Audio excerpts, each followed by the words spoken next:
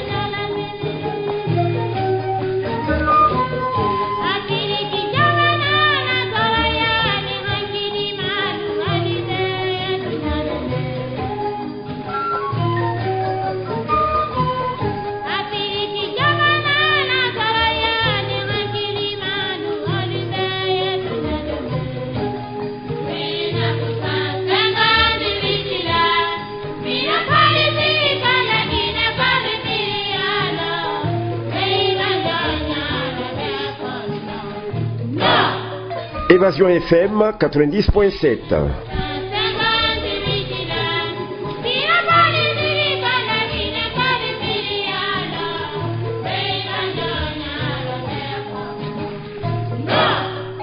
Évasion FM, témoin de l'histoire. Évasion FM 90.7, témoin de l'histoire, Ataer Maïga.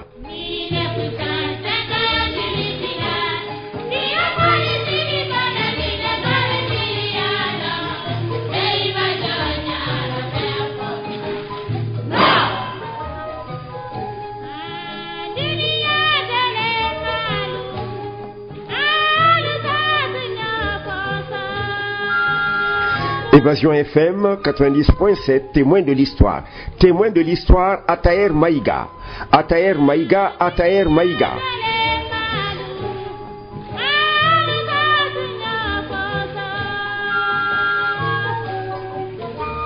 Bonjour, monsieur Ataer Maïga. Bonjour, Asuman Bangoura. Bonjour, Abou Diallo. Bonjour, Mamadou Diallo. Au micro, Ousmane Bangoura. À la régie, à la technique, à la réalisation, Abou Diallo. Assistant à la régie, à la technique, à la réalisation, Mamadou Diallo. Bonjour mesdames, bonjour mesdemoiselles, bonjour messieurs. Aujourd'hui, vous me sentirez quelque peu fiévreux. Oui, c'est vrai, c'est avec beaucoup d'émotion que je me retrouve devant une personnalité. Devant cette personnalité, c'est avec beaucoup d'émotion que je me retrouve en face de Ataïr Maïga. C'est comme si je me retrouvais quelque peu en présence de Ahmed Sékou Touré ou de Seyfoulaye Diallo ou de Lansana Biawogi, de Mapuri Bangoura, de Sénaï Nombéanzin. C'est comme si tant et tant de monde ressurgissait pour nous raconter l'histoire de la Guinée, la vraie.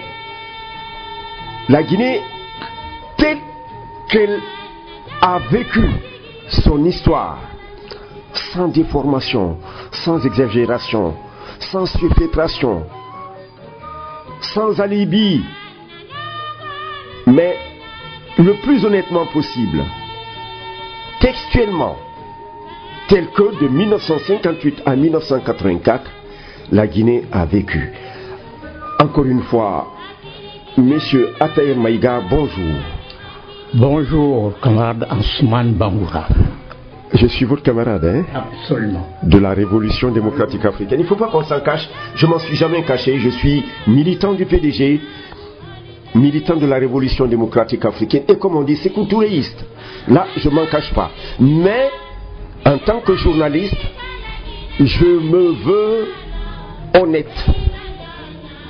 Présenter les choses, non pas telles que mon parti, ma révolution, mon leader aurait souhaité qu'elles puissent présenter, mais exactement comme moi je les ai vécues et comme je les ai vues. Donc, camarade Ataïr Maïga, bonjour. Bonjour, camarade Ansoumane Bangoura. Qui êtes-vous, Ataïr Maïga? Je suis un Guinéen d'origine nigérienne. Et vous êtes venu en Guinée à quelle date? Je suis arrivé en Guinée en fin d'après-midi du 30 septembre 1958. C'est-à-dire 2 jours après le référendum du 28 septembre 1958. Exactement. C'est-à-dire le lendemain du référendum, c'est-à-dire le 29 septembre 1958, à 6h15 du matin, donc en dehors du délai légal pour lequel on peut arrêter quelqu'un. Non, vous ne me dites pas d'abord comment vous êtes venu. Je vous demande simplement, quand est-ce que vous êtes arrivé en Guinée? Je suis arrivé en Guinée dans l'après-midi du 30 septembre 1958. Vous viviez au Sénégal? J'étais étudiant à Dakar. Et militant du PAI? J'étais membre fondateur et membre du bureau politique du PAI Sénégal. Le PAI, c'est le Parti africain de l'indépendance. Et Majmoud Diop en était le secrétaire général. Docteur Majmoud Diop était le secrétaire général. Et vous aviez pour compagnon notamment Ahmad Dansoko? Oui, il y avait Ahmad Dansoko. Oui. Il y avait Baïdi. Baïdi. Oui. Il y avait un autre camarade dont on parle moins, c'est Maguette Ndoye. Maguette Ndoye, oui. Il est originaire de Rufisque. Pourquoi vous tenez à ce que l'on en parle? Parce que Maguette Ndoye était justement mon adjoint dans la structure que je représentais au sein du bureau politique du PAI. C'était un ancien militaire démobilisé. Il a fait la guerre d'Indochine. L'intérêt de cette émission, ce n'est pas du tout ce qui s'est passé au Sénégal, mais c'est juste en introduction. Et vous viviez donc au Sénégal, étudiant militant du PAI, Parti africain de l'indépendance, dirigé par le docteur Majmoud Diop. Et comme par hasard, beaucoup de militants du PAI se retrouveront plus tard en Guinée. Mais commençons par le commencement. Et vous êtes arrivé le 25 septembre 1958 dans l'après-midi en Guinée. Comment? Pourquoi? Eh bien, en fait, je suis rentré en Guinée par effraction. Je dis par effraction parce que j'avais été arrêté le 29 septembre à 6h15 du matin sur ordre du commandant du camp Mermoz de Dakar par 3 inspecteurs en civil. Camp Mermoz de Dakar, le commandant c'était un Français. Un Français. Voilà. Alors, donc ils m'ont conduit directement au commissariat central de Dakar. j'ai été enfermé au sous-sol dans une cellule, mais une cellule au masculin. Une cellule au masculin, oui. Oh, oui. Oui. C'était Parce qu'en plein jour, quand vous fermez le poing, vous le présentez sous le nez, vous ne le voyez pas. Donc j'étais dans une obscurité totale, épaisse. C'est de là, à un moment donné, parce que j'avais perdu la notion de temps, on m'a sorti et me placé face à 3 officiers français, un capitaine et un lieutenant du camp Mermoz, et le commissaire central de Dakar, qui était lui également un Français bon teint. Ils avaient en leur compagnie 2 Bantous, mais co-religionnaires à moi, 2 Sénégalais, pour les aspects un peu musclés de l'interrogatoire. Parce que c'était un interrogatoire musclé. Ah oui, cela a été. Bon, mais ils étaient dans leur droit. Eux ils voulaient la pérennisation de la domination française sur ces colonies. Moi, je militais pour mettre fin à l'occupation française. Et c'est eux qui ont gagné. Donc, voilà, ils m'ont pris. Je rappelle que nous sommes au lendemain du référendum et le Sénégal a voté massivement. Massivement, oui. Oui. Alors que le Sénégal était prédestiné, disons qu'il était prévu que le Sénégal vota pour l'indépendance. Et qu'est-ce qui s'est passé? Est-ce que vous pouvez raconter brièvement les derniers jours, les dernières tribulations? Eh bien, c'est simple, c'est qu'une semaine avant l'arrivée du général de Gaulle à Dakar, le PAI avait mobilisé toutes ses structures pour rendre cette visite, disons, infructueuse pour la France. L'agitation avait occupé pratiquement toutes les rues, et tous les jours, pendant 5 jours, tous les soirs, 5 foyers d'incendie étaient allumés dans Dakar. C'est donc une atmosphère pré-insurrectionnelle. C'est dans ça que De Gaulle est venu à Dakar. De Gaulle est venu à Dakar. Et il s'est passé qu'avant cela, le Sénégal, par ses dirigeants de l'époque, avait annoncé qu'il voterait non. C'est-à-dire, tout le monde était certain que le Sénégal voterait non. Le président Senghor avait dit qu'il voterait non. Non. C'est-à-dire qu'il optait pour l'indépendance. Mamadou Dia avait dit... Tous étaient d'accord pour voter non. À notre grande surprise, à cause justement de cette mobilisation qui a fait peur à tous, et Senghor, et Lamine Gueye, et Mamadou Dia ont tous quitté précipitamment Dakar pour aller en Suisse et en France. Et c'est donc Valdiodio Ndiaye, qui était ministre de l'Intérieur du gouvernement autonome, semi-autonome d'ailleurs, de la loi cadre, a accueilli le général de Gaulle. Ce qui en soi déjà était une insulte pour le président de la République française. Et sur la place Protet, l'accueil a été des plus brûlants. Parce que non seulement l'enceinte de la place Protet était entièrement encerclée par l'armée, personne n'y accédait sans avoir été fouillé au corps au préalable. Personne ne pouvait rentrer. Mais paradoxalement, à la grande surprise des services de sécurité et surtout de l'armée, en face de la tribune, des banderoles ont été déployées. De Gaulle a pu dire des pancartes, ce n'étaient pas des pancartes, c'était des banderoles sur lesquelles des slogans avaient été imprimés. Ça a irrité et De Gaulle, et évidemment l'armée française qui contrôlait toutes les rues et tous les mouvements dans Dakar. Après le départ de De Gaulle, quand le référendum a été annoncé, le bureau politique du PAI m'a désigné pour représenter le parti à Rufisque. Rufisque est l'une des 4 communes du Sénégal dont les natifs, dès leur naissance, étaient réputés citoyens français. J'étais donc dans une commune théoriquement française. Il s'est passé que c'est dans cette commune où il y a eu le plus de non. C'est-à-dire où l'on a le plus voté pour l'indépendance. Pour l'indépendance. Et c'était pratiquement la parité. À quelques unités près, il y avait autant de oui que de non à Rufisque. Cela a particulièrement irrité le président Senghor, et qui d'ailleurs avait voulu sanctionner le maire de Rufisque. N'eût été l'intervention des chefs religieux, il aurait certainement éliminé du circuit. Mais enfin, toujours est-il que dans sur l'ensemble du pays, le oui l'a emporté. Mais j'étais venu à Rufisque à bord d'un véhicule, parce que moi-même je n'en avais pas, et mon parti non plus. J'ai dû donner ma carte parce que les délégués avaient une carte qui les autorisait à circuler le jour du référendum. J'ai donné ça à un ami, Aristide Mensa, qui était étudiant en médecine et qui est d'ailleurs devenu par la suite le médecin personnel du président Senghor. C'était un neurologue. Alors, je lui ai donc donné ma carte pour qu'il puisse circuler avec sa voiture. En échange, il m'a déposé à Rufisque et s'est engagé à aller me prendre le soir. Ce qu'il a fait. Ma perte est venue de là.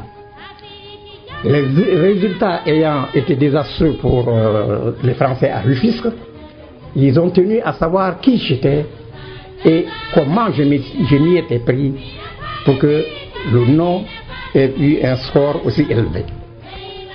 J'ai donc été arrêté à l'aube, à 6h15 du matin, à la cité universitaire de Dakar-Fan, par 3 inspecteurs de police en civil. Donc oui, on tapait à ma porte. J'ai même pensé que c'est le personnel d'entretien qui venait pour les travaux du matin. J'étais en train de me peigner. Donc ils sont rentrés par effraction, ils m'ont violenté un peu, ils m'ont mis les mains derrière le dos, menotté, on m'a fait sortir de ma cabine et devant la cité, une traction avant était garée, le moteur tournait déjà, on m'a engouffré là-dedans. L'un des 3 policiers est monté s'asseoir à côté du chauffeur. Les 2 autres se sont mis de part et l'autre de moi. Voilà comment on m'a emmené au commissariat central de Dakar. Et là, on m'a envoyé directement au sous-sol. Comme je vous l'ai dit, j'étais dans une cellule réellement au masculin. Je ne vous souhaite pas d'être interné dans un milieu de ce genre. Alors, quand le moment où on est venu me chercher, je ne sais pas combien de temps j'avais passé dans la cellule. Parce que tout s'était vite passé et les choses étaient incompréhensibles pour moi. D'abord parce qu'on ne m'a pas dit pourquoi on m'arrêtait, je le comprenais bien.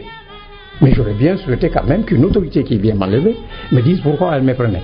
On n'a rien dit. Et on me fait sortir à un moment donné pour m'amener devant une table.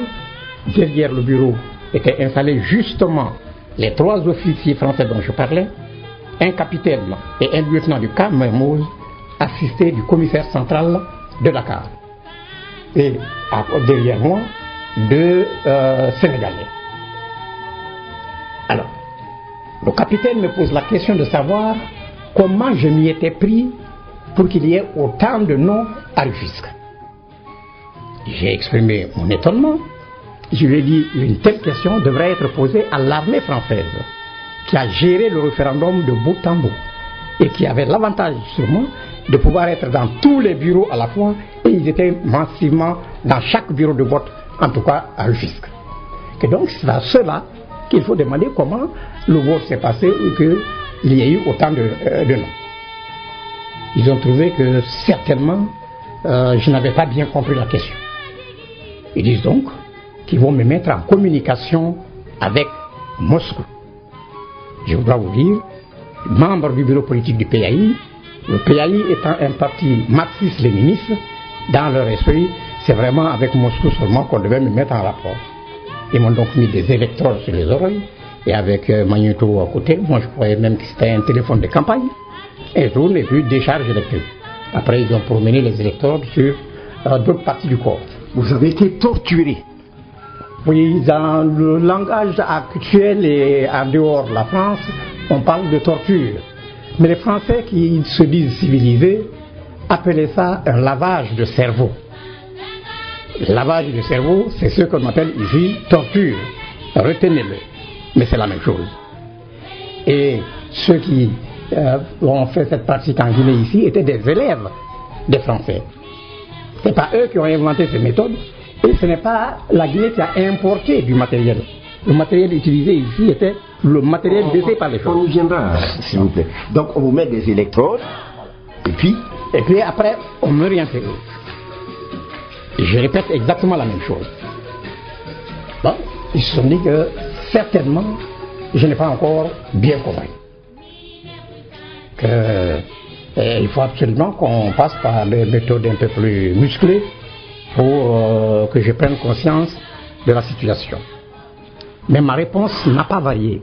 Non pas que je m'entêtais, mais parce que je ne connaissais pas une autre réponse à cette question.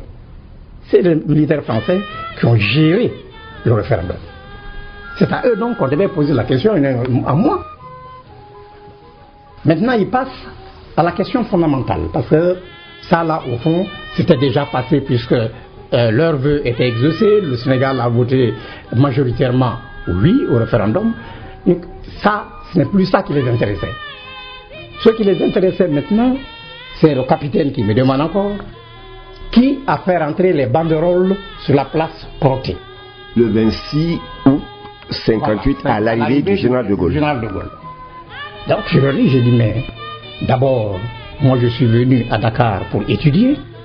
À l'évidence, je ne connais pas grand monde dans cette ville. Et que je ne peux pas leur dire qui a fait rentrer les banderoles. Encore une fois, c'est les militaires qui avaient encerclé entièrement la place Protet et personne n'y avait accès sans passer par un fouille réglementaire au corps. Alors, ils m'ont regardé en se disant, décidément, ce garçon n'est pas très intelligent. Et ils ont trouvé d'autres formules. Il y avait un demi-tonneau de vin rempli d'eau. On a enfoncé ma tête là-dedans jusqu'à l'étouffement. Et après, on me ressort, enfin, beaucoup d'autres petits traitements gentils de ce genre. Qu'on n'appelle pas la torture? Non. Côté français, ça s'appelle lavage du cerveau. Voilà, c'est des gens civilisés, ils ne sont pas... Non, ils ne font pas la torture. Voilà. Donc, c'était le lavage du cerveau. On me retire là. Il me repose la question, je dis la même chose. Alors, mais je dis quand même, moi, ce que je sais, c'est que quand, de la place où j'étais déjà rentré, j'ai vu devant la tribune officielle des banderoles déployées, je me suis frayé un chemin pour aller lire ce qui était imprimé dessus. Et je dis, quand j'ai vu ce qui était imprimé, j'étais tellement content et tellement heureux parce que ça reflétait exactement ma pensée de la situation, puisque sur ces banderoles, on revendiquait l'indépendance pour le Sénégal. Alors là, j'ai dit que j'étais tellement content que j'ai tenu à rester au milieu des banderoles. Ça a été ma sauvegarde. Parce que je dois vous avouer, cela je l'ignorais, ceux qui m'interrogeaient avaient le film de la réception du général de Gaulle. Et dans ce film, j'étais en très bonne position à la droite de Majmoud Diop, au milieu des drapeaux, enfin des banderoles. Donc ils ont vu qu'au moins cette partie était vraie. Ils se sont dit, certainement, à cause de mon jeune âge, vous savez, je suis un Sahélien, nous n'avons pas la réputation d'être de gros personnages, on est chétif et moi j'étais même squelettique. Donc ils ont pensé que jeune, j'étais naïf. On m'a donc ramené dans ma cellule et je ne sais pas à quel moment encore, on m'en a fait sortir, en tout cas à l'aube un jour, parce que tout le temps que je suis resté là-bas, je n'ai pas bu de l'eau, je n'ai pas mangé. Ça, c'est la diète. Oui. On n'appelle pas ça la diète chez eux, non? Non, c'est un oubli. Ils ont oublié de me donner à boire et à manger. C'est-à-dire, voilà. Donc, on est venu me prendre. On sort, il y avait un camion garé dans la cour intérieure du commissariat central de Dakar. Et il y avait autour de moi beaucoup de soldats. On me prend mon fourradon, toujours menotté. Depuis mon arrestation jusqu'au moment où on m'a débarqué à la frontière de la Guinée, j'étais menotté. Tant et si bien d'ailleurs que mes doigts étaient gercés, enflés et je ne pouvais même pas me servir mes mains. Donc on me met dans le camion. Je constate que dans le camion, il y avait autour de moi 12 soldats français, mais réellement des Français. Pas les nègres naturalisés français, c'est pas ça, hein, des Français. Et dans la cabine, il y avait le chauffeur qui était sénégalais et le lieutenant qui dirigeait le contingent. Ça veut dire que j'ai eu droit quand même à une garde d'honneur pour un communiste arrêté. C'était vraiment un grand honneur. C'est ainsi qu'on a quitté le commissariat central. Je voulais m'orienter par la fraîcheur, parce qu'il faisait très tôt et il faisait très froid. tous les lampadaires étaient allumés dans Dakar. Mais comme avant de sortir de là, ils ont rabattu les bâches, je ne savais pas par où nous étions en train d'évoluer. Mais intérieurement, j'ai pensé qu'on allait au camp de Wakam. Parce que c'est de Dakar. Voilà. Parce que pour moi, il s'agissait d'un peloton d'exécution. Il ne me faisait aucune illusion sur mon sort à la fin du trajet. Mais paradoxalement, au lieu que la fraîcheur me vienne du côté gauche, c'est du côté droit que ça venait. Alors ça a perturbé tout mon système. Je ne savais donc plus où nous allions. Quand le jour s'est levé, j'ai pu remarquer simplement que chaque fois qu'on approchait d'une agglomération, ils rabattent les bâches. Mais quand nous en sortons, ils relèvent les bâches. Pas pour moi, mais aussi pour eux-mêmes. Parce qu'il y a quand même 12 Français là-dedans. Et la chaleur, je crois que moi, je la supportais mieux. C'est ainsi que nous avons roulé toute la journée. À milieu d'après-midi, nous sommes arrivés dans une grande ville. Il y avait une fontaine publique. Des femmes étaient en train de puiser de l'eau. Le lieutenant est descendu de la cabine. Il est venu. Il m'a demandé si je voulais boire. Ah ben, j'ai dit, si j'ai de l'eau, je ne refuserai pas. Il a pris une petite calebasse avec une des femmes qui puisait. Il a rempli sa d'eau. Il est venu, il me l'a tendu. J'ai bu. C'était, on dirait d'ailleurs, de l'eau de mer dessalée. Mais j'ai entendu les femmes parler et je comprenais Wolof. J'ai fait 10 ans au Sénégal. Donc, j'entends les femmes parler de Kaolack. Alors je dis, tiens, nous sommes à Kaolack. Pour moi, on m'acheminait en direction peut-être de Bamako pour me faire expulser vers le Niger. Comme ça que moi j'avais compris. Mais on a roulé, et à un moment donné, nous sommes rentrés dans une zone d'obscurité. On était dans une forêt. Vraiment une forêt. C'est à la sortie de cette forêt que le véhicule a fait maintenant des manœuvres pour reprendre l'orientation Sénégal.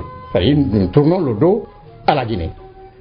On me descend du camion et il me pose violemment sur la borne kilométrique 0. C'était peut-être la forêt de Nyokolokoba, oui. D'accord. Ça, je l'ai su après. Et là où on m'a mené, c'était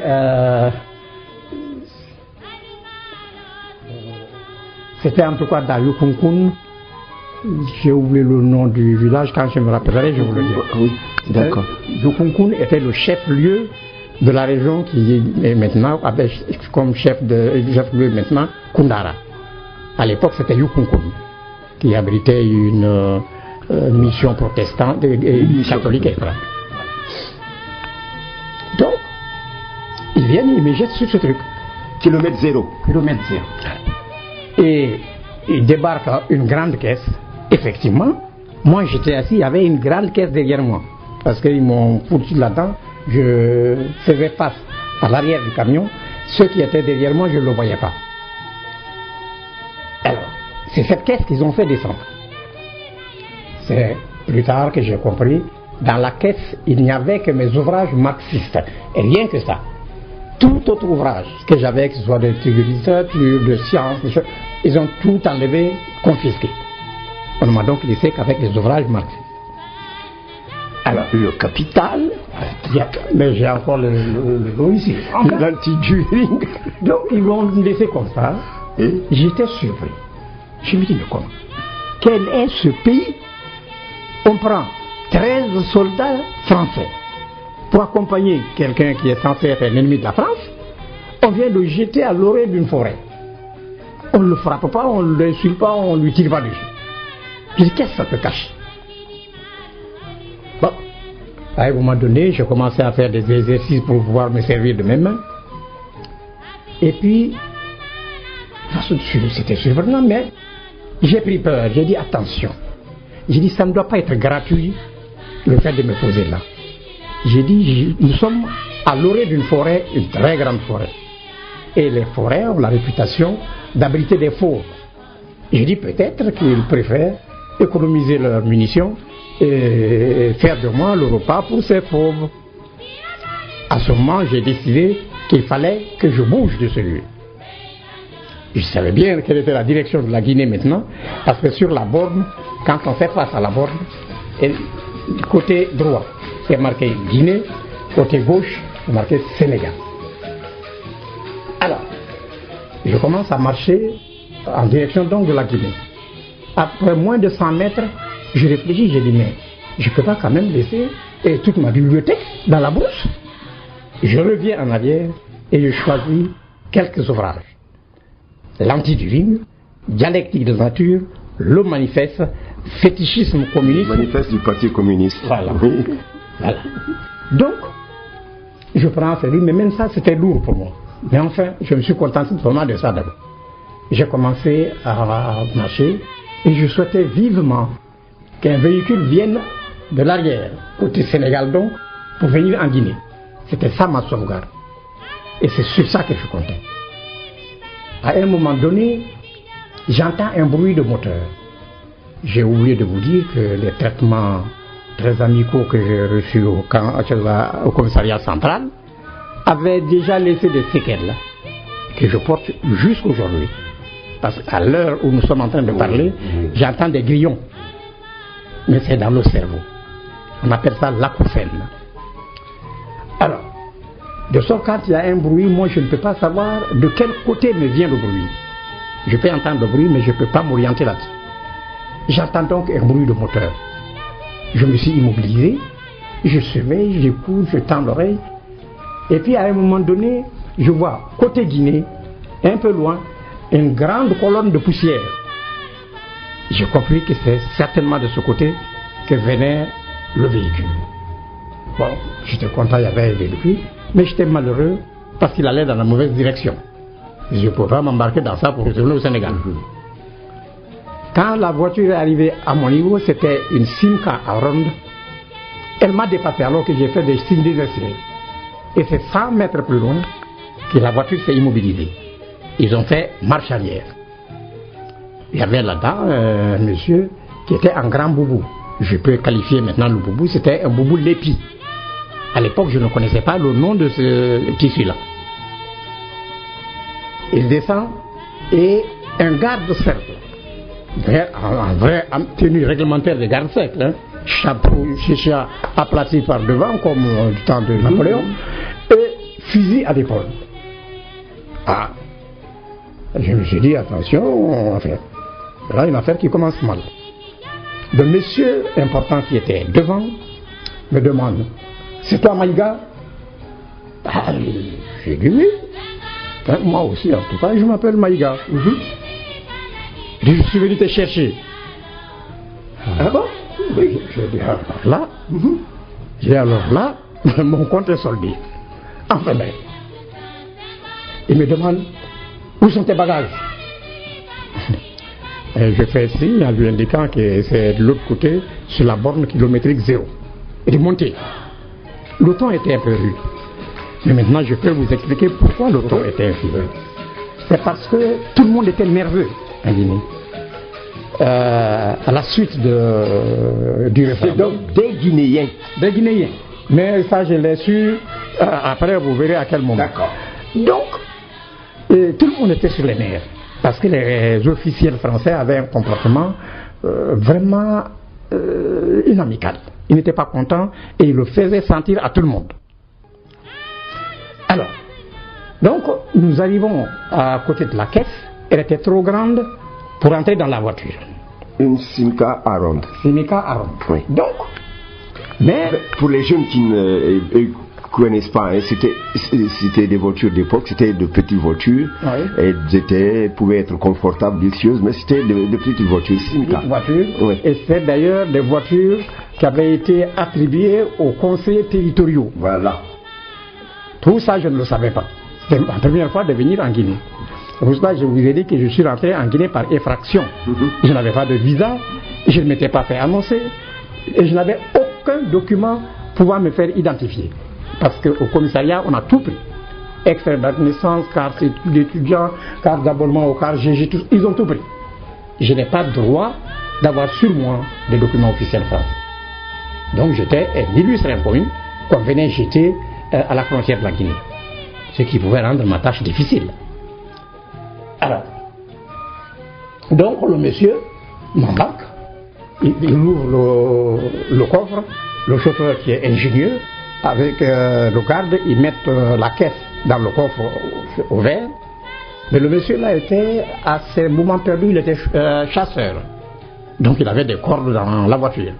Ils prennent les cordes, ils attachent bien le truc, le couvercle de l'arrière, et nous repartons. Direction de la ville. Non, direction maintenant Yukunkun. On va donc à Yukunkun et le monsieur, je ne connais pas son nom jusque-là, hein, il prend ses bagages qu'il a embarqués dans le truc et nous prenons la route de l'Abbé. Nous sommes arrivés à l'Abbé vers les 2h30, 3h du matin. Le 26, le Kundala, la fête de Kundala. Donc, le 29 septembre 1958. Non, oui, non pas le 29, peut-être le 30. Le 30 septembre, 2h du matin. Voilà. Voilà, d'accord, s'il vous plaît. Donc, quand nous sommes arrivés là, à l'Abbé, on a été directement chez le monsieur. C'est son épouse, Suleiman. J'étais même surpris parce que pour moi, Suleiman, c'était un nom d'homme. Et je venais de notre pays, nous on ne connaissait pas ça. Mais elle était très aimable. Alors là, et puis très dévouée. Parce qu'à 7h trop matinale, elle s'est levée, elle a chauffé de l'eau pour qu'on se lave, elle a préparé à manger.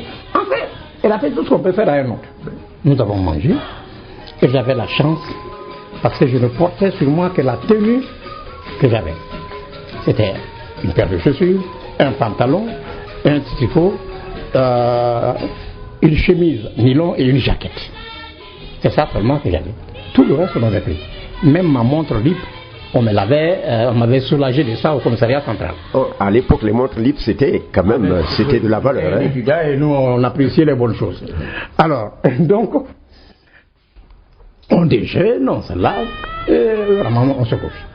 Et vers les 8h et quelques, mon hôte vient prendre pour qu'on aille voir le commandant de cercle. Blanc. De l'habit. Alors, nous allons toujours avec le garde avec nous. On arrive au cercle et c'est en ce moment que j'ai su le nom de l'homme qui m'avait requis. J'entends dire au commandant qui était dans le bureau, quelqu'un vient dire, le juge Télivel est là. Télivel? Oui. Moi je dis attention. Il est venu avec des gars, j'ai dit un juge, il dit ça veut dire que je suis déjà arrêté. Télivel Diallo. Télivel Diallo. Donc, c'est-à-dire ça a été le premier cadre guinéen que j'ai connu. Et nous sommes restés des amis jusqu'à sa mort. Son fils et son fils maintenant? Ouais, je connais Bailo et tu connais tous ses enfants. Donc, alors, on dit le juge Télivel. Moi, le nom Télivel même, je pensais que c'était un nom d'Européen. Et Télivel, je dis, qu'est-ce que c'est encore? Enfin bref, on rentre. Le commandant qui s'affairait parce que son prédécesseur, le français, qui avait quitté seulement la veille, avait ramassé tout ce qui l'intéressait et tout le reste il avait éparpillé, mis dans tous les sens. C'est-à-dire que vous pouvez trouver disque 100 pages 1 ou page 2. Donc pour reconstituer les dossiers, c'était un problème. Lui se démêlait dans ça. Il arrête un moment, après il dit à Télivel, il dit il faut le conduire immédiatement à Conakry. Il est attendu là-bas. Moi j'ai dit enfin bref. Télivel passe à la station, il fait le plein et nous partons sur Conakry. On est arrivé d'ailleurs en début de soirée, ça y faisait vraiment pratiquement nuit, c'était au-delà de 19h. C'est la nuit là où les Français ont fait sauter la poudrière ouais, c'était là où il y a les usines militaires, là, la tannerie. La tannerie, Matuto, oui. Voilà, oui. C'est là-bas où il y avait la poudrière. Ils ont fait sauter la poudrière. On s'en souvient comme d'hier. Ben moi, tout le monde a entendu l'explosion sauf moi. Et qu'est-ce que vous voulez? Ça fait 2 ou 3 jours, je suis enfermé, enchaîné, et j'étais fatigué, épuisé. Donc dès que je me suis couché, j'ai dormi. Mais profondément. Parce que, oui, quand moi je dors, les premières heures, c'est vraiment la mort. Alors le matin, j'entendais les gens parler, les Français ont bombardé Conakry, ils ont pris ceci, les vitres brisées, la terre a tremblé, tout ça là. Et j'avais honte, parce que moi je n'avais rien entendu. Mais je ne voulais pas qu'on sache que je n'avais rien entendu. Alors mon premier mensonge a commencé là. Moi aussi, quand je suis avec d'autres, pas à Télébène, j'ai dit, c'est terrible. J'ai dit, l'explosion là, j'ai dit, mais même la terre a tremblé. Comme ça, au moins, on savait que j'avais suivi. Bon, c'est après tout ça, on a déjeuné. Télébène m'a conduit à l'Assemblée territoriale. Quand nous sommes arrivés, on est passé dans le bureau du président de l'Assemblée territoriale. Septembre, hein?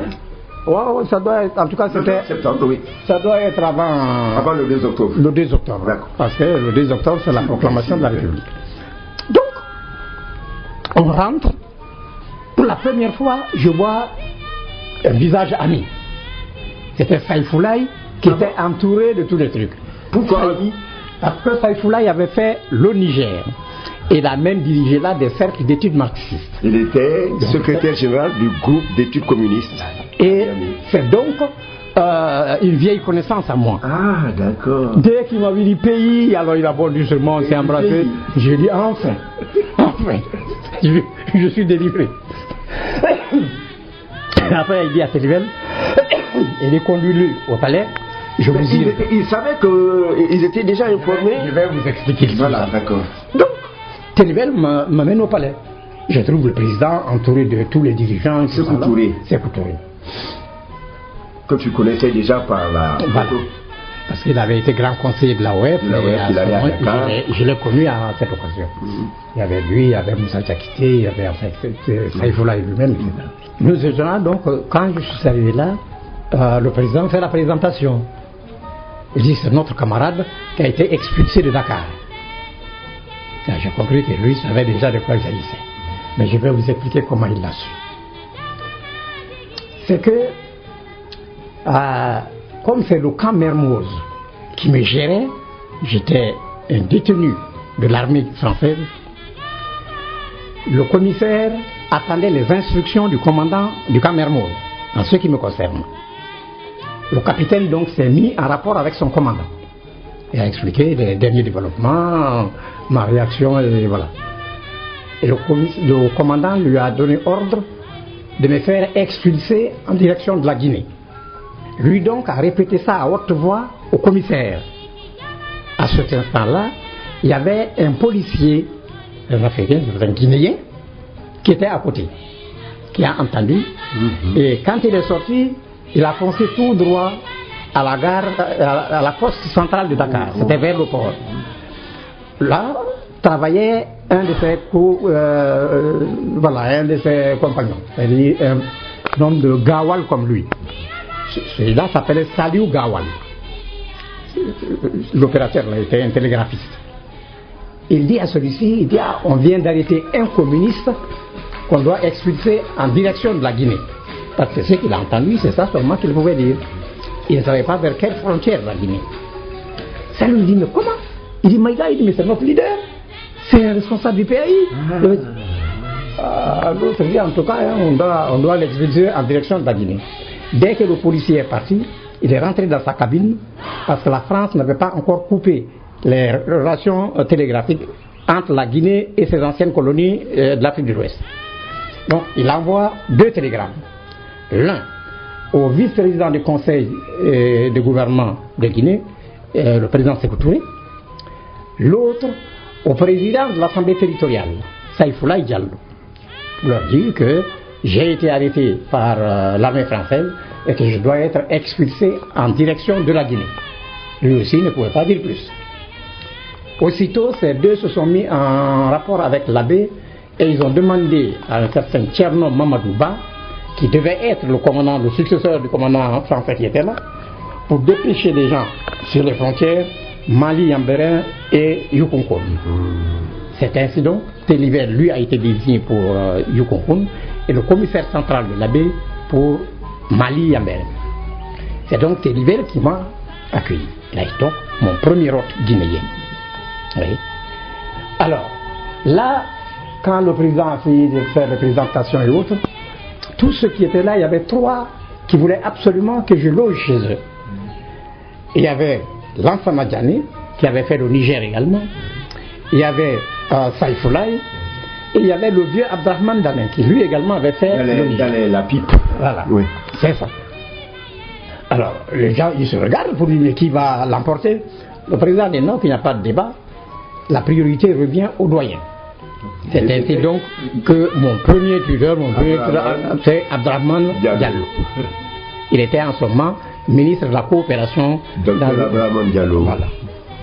Donc j'ai logé chez lui. ministre de la coopération à ce moment-là. J'étais ministre de la coopération. À l'époque, c'était le département qui contrôlait les coopératives. Voilà, d'accord, très bien. Vous voyez. Donc, ouais. Donc, j'ai logé chez celui-là. Et au moment, le président m'a demandé, puisque quand je venais en Guinée, j'étais encore secrétaire général adjoint de la Fédération mondiale de la jeunesse démocratique, qui avait son siège à Budapest. FMJD. Voilà. Alors, il m'a dit d'assister le camarade Thibou Tounkara, qui était le directeur du service de la jeunesse. Directeur national du service de la jeunesse, qui relevait du ministre. Oui. Oui, qui relevait du ministre de l'Intérieur, qui était Foliba Keïta. Alors, j'ai ainsi commencé mon travail en Guinée par la jeunesse et avec Thibou Tounkara. C'est en ce moment que nous avons pensé, et c'est moi qui ai fait la suggestion, qu'il fallait créer une organisation nationale de la jeunesse. Parce que jusque-là, c'est des sections éparpillées à travers le pays qui communiquaient directement avec la direction du parti. Voulez-vous, je vais vous arrêter là, et je voulais que nous fassions un petit retour quand même d'ambiance générale en Afrique à l'époque. Et il est souvent dit que la Guinée a été téméraire, la Guinée a opté pour l'indépendance, alors que tous les autres pays, tous les autres peuples africains, sous domination française, vous ne voulez pas de l'indépendance et voulez rester français. Est-ce que vous pouvez donner? Bien, je crois d'abord c'est une mauvaise interprétation. Il n'y avait pas de population dans les colonies françaises qui n'aspiraient pas à l'indépendance. Il y avait simplement qu'il y avait des leaders, des dirigeants politiques qui, eux, parce que corrompus, étaient objectivement pour le maintien de la domination française. Mais pas les peuples. La preuve, c'est que quand les résultats ont été proclamés, partout où vous passez, même au Sénégal, on ne parlait que de la Guinée et de son choix. Avec fierté. Je disais, enfin, voilà un qui a relevé le défi. Donc, en règle générale, tous les Africains étaient heureux du choix de la Guinée et admiraient le courage des Guinéens. Est-ce que vous pouvez nous dire un mot du congrès du PRA qui a eu lieu en juillet, à Cotonou, oui, juillet 58 à Cotonou. Juste un mot. Bon. C'est-à-dire l'atmosphère qui prévalait avant le référendum, c'était une atmosphère réellement révolutionnaire. Parce que dans toutes les colonies, surtout en Afrique de l'Ouest, tout le monde aspirait à l'indépendance. Tout le monde. C'est d'ailleurs ce qui a expliqué que des gens comme Senghor et d'autres avaient voulu voter non au référendum. Ce n'était pas que... mais c'était la première réalité. Senghor voulait voter pour l'indépendance. Pour l'indépendance. Mais c'était sous la pression, parce que quand ils ont été à Cotonou, les leaders qui étaient là, parmi eux, il y avait Bakary Djibo, qui lui, du Niger, Sawaba, qui lui avait déjà décidé également de voter non. Et pour la cohésion du groupe, c'est sa tendance qui l'a emporté. Donc la résolution votée par le PRA, c'était de voter non au référendum. Donc quand ils se sont séparés, c'était ça leur décision commune. Tout le monde voulait voter non. Mais c'est une fois arrivé aux choses, les gouverneurs du territoire aidant, on a réussi à dissuader certains. Pour le Sénégal, c'est les chefs religieux qu'on avait mobilisés pour l'essentiel et qui avaient fait le gros du travail. D'accord. Vous avez prononcé le nom de Bakary Djibo et de son parti, le Sawaba. Et qu'est-ce qui s'est passé au Niger? Bien. Au Niger, comme en Guinée, c'est le parti Sawaba qui était le parti dominant. Mais puisque le parti Sawaba avait décidé de voter non, et que la France tenait absolument à maintenir dans son giron le Niger à cause des ressources en uranium. Parce que De Gaulle avait, disons, une hantise. Il fallait absolument que la France ait sa bombe atomique. on ne peut pas faire de bombe atomique sans uranium. Et le Niger était un réservoir inépuisable d'uranium. Et bon marché. Donc les Français, en aucune manière, n'auraient permis que le Niger accède à l'indépendance. Quoi que l'on fasse. Sauf peut-être au prix d'une guerre. Et à ce moment-là, ils nous ont trompés. C'est-à-dire qu'il y avait la guerre d'Algérie qui avait atteint une phase où justement les forces du FLN commençaient à rendre la tâche trop difficile à l'armée française. La pression était très forte sur l'armée française. Donc des transals, tous les jours, transportaient des soldats français pour les déposer au Niger. Et dans l'esprit de tous les Nigériens, c'était des renforts qui venaient pour prendre les troupes du FLN par l'arrière. Tu vois? Oui. Or, ces soldats étaient venus pour occuper le Niger. Ouais. Il n'y a pas un hameau où il n'y avait pas de parachutistes français. Comme en Guinée. Oui. Comme ce qu'ils ont fait en Guinée, oui. Bien. Alors, le dernier jour, le gouverneur du Niger, c'est un Colombani, c'est un Corse. Colombani, oui. Colombani convoque, parce que c'était lui le président du conseil du gouvernement semi-autonome. Il convoque donc l'Assemblée territoriale en session extraordinaire. Et la session commence, les travaux ont duré de 8 heures jusqu'à 0 heure. À 0 heure, il suspend la séance. Tout le monde se retire. Sans préavis, à 2 heures du matin, il revient. La séance reprend. En ce moment, il y avait une commission déjà qui était en place pour rédiger la résolution qui devait être adoptée en première. Tous les autres étaient rentrés chez eux. Mais paradoxalement, tous les députés de Amani Diori étaient présents. Étaient présents. Il n'y a que ceux du parti Sawaba qui n'étaient pas dans le coup, qui étaient chez eux. Alors, quand ceux-ci ont vu l'atmosphère, ils ont compris qu'on les met comme ça en minorité dans un truc. Ceux qui étaient là aussi sont retournés en ville pour remettre les choses pour que les leurs viennent. Les Français avaient déjà quadrillé toute la ville de Niamey. Il n'y avait pas un seul carrefour où il n'y avait pas un gendarme ou un militaire. Alors, ils ont créé trop de difficultés, les gens n'ont même pas pu venir. Vous voyez?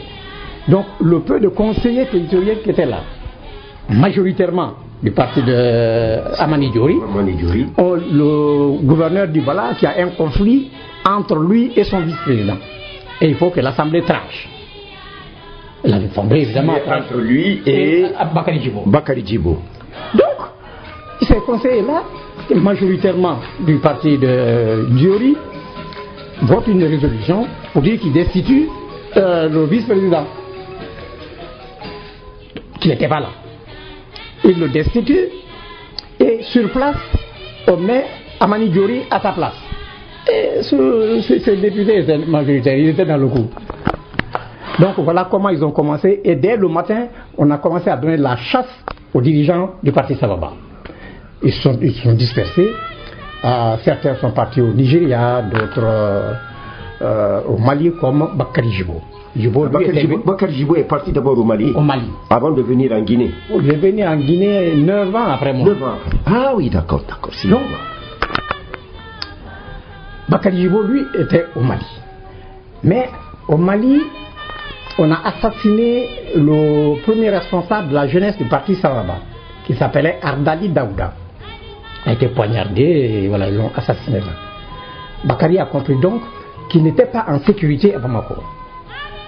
C'est après ça qu'il a décidé, lui, d'aller à Accra. Parce qu'il ne voulait plus aller d'ailleurs dans les anciennes colonies françaises. Et donc parti à Accra. Jusqu'au coup d'État qui a remplacé... 66, voilà. En 1966, le coup d'État contre Kwame Nkrumah. Il était encore à Accra. D'Accra, il est parti à Alger. C'est d'Alger qu'il est venu ici. D'accord. Voilà, c'est comme ça que... Non mais, oui, j'évoque le cas du Niger pour le mettre un peu en parallèle avec le cas de la Guinée. En Guinée, par exemple, les Français ont voulu faire le même coup en jetant leur dévolu sur Bari Yaoundou. au Niger, ils ont mis la main sur Amani Diori. Est-ce que ce rapprochement est valable? Bon. Tout rapprochement de ce genre est valable. Parce qu'en fait, et le Niger et la Guinée étaient décidés à aller à l'indépendance. Et certainement des moyens similaires ont été employés pour les en dissuader. Mais au Niger, la pression était plus forte à cause précisément de la présence de l'uranium et la volonté de De Gaulle de rentrer dans le club des puissances possesseurs d'armes atomiques. Mais on dit aussi que c'est parce qu'en Guinée, les points d'appui essentiels qui étaient les féodaux. Bon, j'ai toujours entendu ça. Oui. J'ai toujours entendu ça. Alors, dans une certaine mesure, ça c'est vrai. C'est-à-dire, l'élimination des chefs de canton du circuit politique a été déterminant en Guinée. D'accord. On pouvait le faire en Guinée. Ailleurs, ce n'était pas évident. Par exemple, un pays comme le Sénégal, le Niger, le Burkina, ou le Dahomey, comme on appelle, le Burkina Faso actuel, c'était le Dahomey, la Haute-Volta. On ne peut pas éliminer les chefs coutumiers parce que leur façon d'accéder à ces fonctions n'était pas les mêmes qu'en Guinée. En Guinée, c'est des anciens fonctionnaires qu'on désignait souvent des retraités ou des anciens combattants, des trucs comme ça. On les prend, on les met chef de canton, n'est-ce pas? Au Niger, ce n'est pas cela. L'élection se faisait depuis le village. Généralement, des anciens combattants gradés, des vétérinaires, des enseignants et les médecins étaient ceux qui pouvaient accéder à cette fonction. Mais parce qu'ils avaient le soutien populaire. Les anciens combattants, parce que eux avaient toujours à la bouche, quand l'administrateur colonial fait des choses qui leur permettent, dit je vais rendre compte au général de Gaulle. Et évidemment, ça a amené les autres à temporiser un peu les trucs. Vous voyez? Bon. Donc, en Guinée, on pouvait les éliminer. Mais ailleurs, ce n'était pas évident. Bon, alors, retrouvons le fil de notre récit. Vous arrivez en Guinée, vous rencontrez d'abord votre premier contact, c'est Télibel Diallo, qui vous convoie, qui vous accompagne à Conakry. Vous rencontrez Seyfoulaye Diallo, président de l'Assemblée territoriale, plus tard président de l'Assemblée nationale, et vous rencontrez Sékou Touré en présence de Abraman Diallo, Lansana Diané, et presque tous les membres du bureau politique. Voilà. Et finalement, c'est à Abraman Diallo, Dr Abraman Diallo, qu'on vous confie. Voilà. Et vous commencez à travailler au ministère de la Jeunesse, non, c'était pas à la direction du service national de la jeunesse. Et votre premier contact là, c'est Tibou Tunkara. J'insiste sur Tibou Tunkara parce qu'il restera votre ami jusqu'à la fin. Jusqu'à la fin, il restera également mon ami. C'est comme tous ceux que j'ai connus à mon arrivée en Guinée sont restés des amis jusqu'à la fin. Mais Tibou, c'était quand même particulier. Tibou et moi, on se rencontrait pratiquement tous les soirs chez Bienvenu. Avec Néné Kali Kondéto Kamara. Il faut dire que vous constituez la gauche du parti. Oui, bien sûr. Il y avait, on peut énumérer, Fodé Berete, Mamadi Keita, Senaïnon Béanzin, Tibou Tunkara, Dr Taran Diallo, et qui encore? Néné Kali Kondéto Kamara. Ouais. Voilà. Donc, vous avez vécu l'histoire de la Guinée de 1958 à 1984. Je voudrais vous laisser raconter le récit de votre vie et l'histoire de la Guinée. Bien. Donc, c'est après le congrès de la JRDA qui a été convoqué à la Bourse du Travail à l'époque. C'est vous qui aviez proposé la tenue d'une rencontre pour élire une direction nationale de la jeunesse. Parce que l'expérience que j'ai eue pendant que j'étais à la FMJD m'avait amené à comprendre qu'il faut structurer la jeunesse. Il faut une ossature très claire pour que le fonctionnement soit rendu possible sans accroc. Donc j'avais fait la proposition, ça a été fait. À ce congrès, c'est un certain Touré Kandé qui a été élu le premier secrétaire général de la GRDR. Donc après cette étape, le président a décidé qu'il fallait que je vienne à la permanence du parti pour créer une administration du parti qui n'existait pas.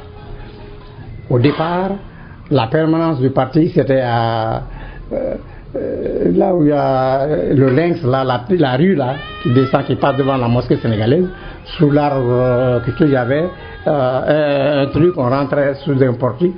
Côté gauche et côté droit, il y avait 2 pièces qui étaient occupées par le parti. C'était sur la 3e avenue. Ah bon, je ne connais pas le numéro de l'avenue. La 3e avenue. Bien. Oui. Alors, et c'était là-bas la permanence du PDG. Le parti, c'était une maison que voilà.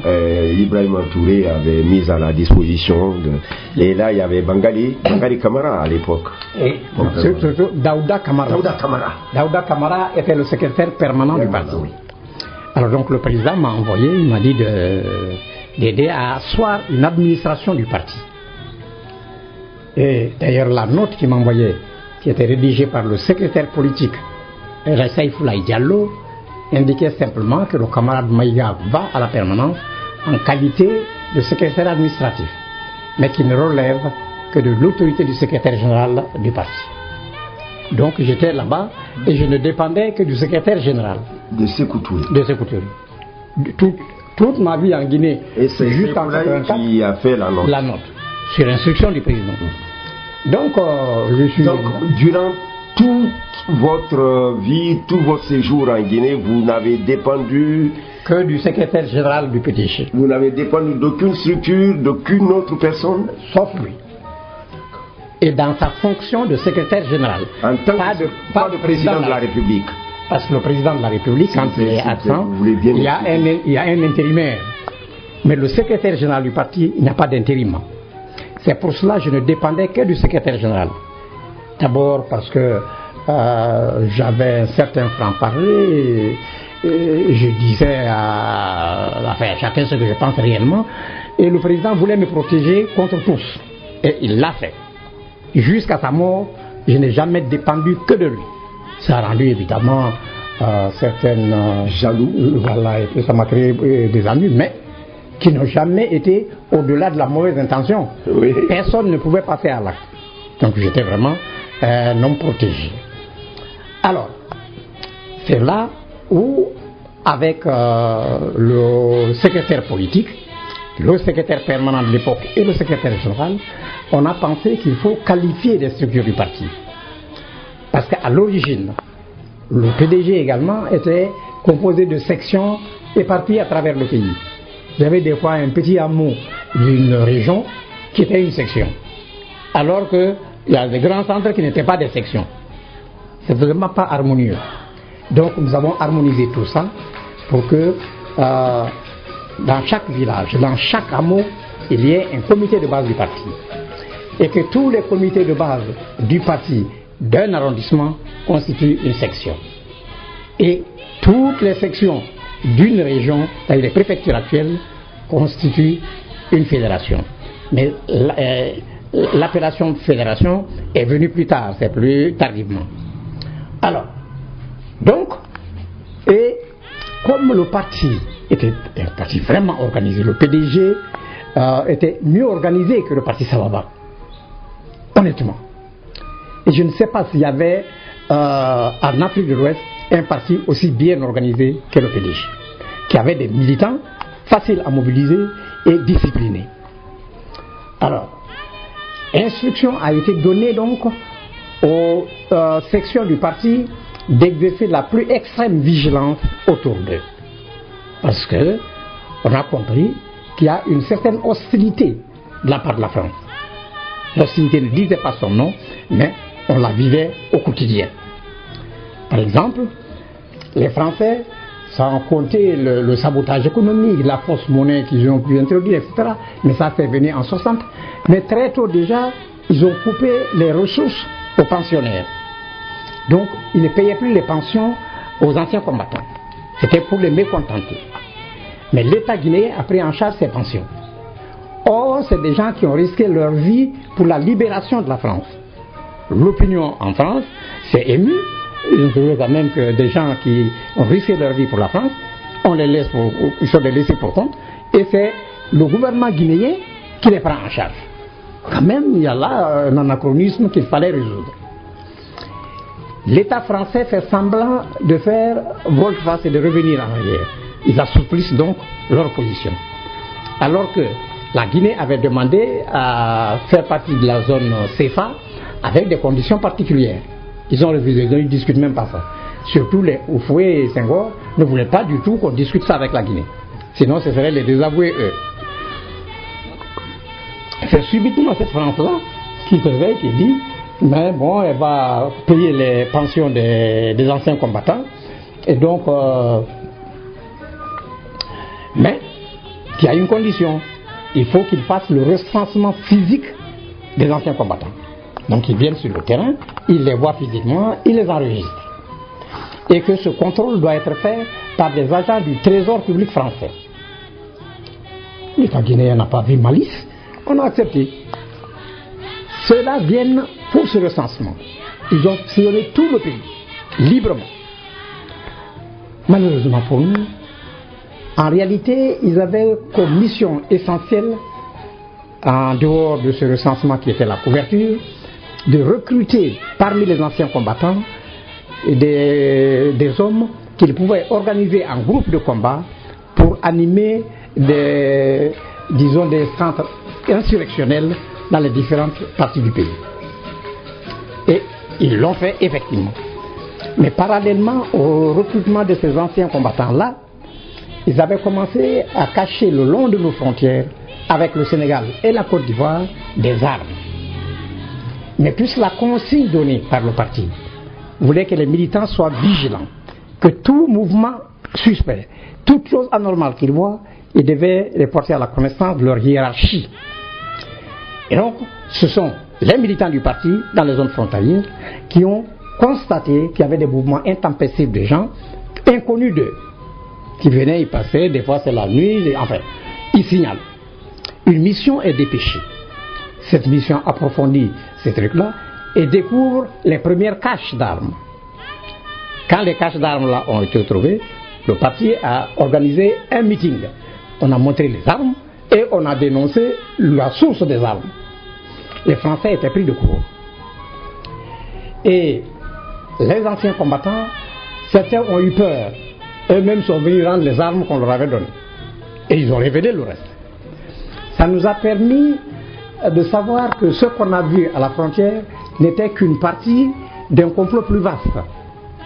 Par exemple, il se passait qu'au même moment, à Conakry, l'inspecteur du travail, un certain Diallo Ibrahima, et l'imam de Koronti, des commerçants libanais tels que Chaloub, un français pharmacien Debonnet, eux avaient mission.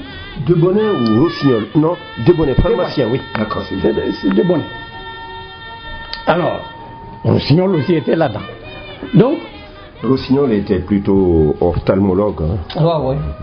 Alors donc, quand cet autre volet a été découvert, savoir qu'il y avait l'implication de ceci dans l'imam qui, Koronti, je vous le rappelle, à cette époque, est fait le quartier le plus chaud de la Guinée. On l'appelait Indochine 2. Indochine 2. Oui. C'était le quartier le plus chaud. Donc, l'imam de là-bas, qui est une autorité morale et religieuse, était recruté par la France et devait mobiliser ces jeunes pour les amener à créer la pagaille dans Conakry. Donc, parallèlement à ce que les anciens combattants devaient faire dans les autres parties du pays. Alors, mais, puisqu'à Conakry comme ailleurs, les militants étaient vigilants, ça aussi, ce volet a été découvert. Et très rapidement, ils ont été neutralisés. Mais il y a eu une bavure. Ils ont été neutralisés. Fodéba Keïta, qui était le ministre de l'Intérieur à l'époque, s'est acharné pour faire disparaître tous ceux qui ont été arrêtés, sauf les Français, bien sûr. Les autres là, il les a éliminés. Éliminés? Et est-ce que tu as entendu parler après de l'imam et des Chaloubio? Non. Fodéba avait réglé ça de façon un peu expéditive. Le bureau politique met en place une commission restreinte qui s'est réunie autour de la question. on a trouvé quand même, trouvé une excuse à Fodéba. On dit c'est un jeune patriote, il est fougueux, etc. Peut-être qu'il a été un peu trop dur dans l'accomplissement de la mission, mais enfin il ne devait pas être mal intentionné. C'est comme ça qu'on a compris. Mais le bureau politique retient qu'il a quand même privé la direction du parti d'une source précieuse d'informations, parce qu'on avait besoin d'être informé profondément sur la signification réelle de ce complot. Voilà. Mais on n'avait plus ce truc. Le bureau politique a donc conclu que ce complot était une affaire classée, mais à suivre. Ça veut dire qu'elle n'était pas du tout classée. On devait être vigilant. Ce qu'on a fait, on pensait que un autre complot, qui devait être le prolongement de celui-là, allait surgir d'un moment à l'autre.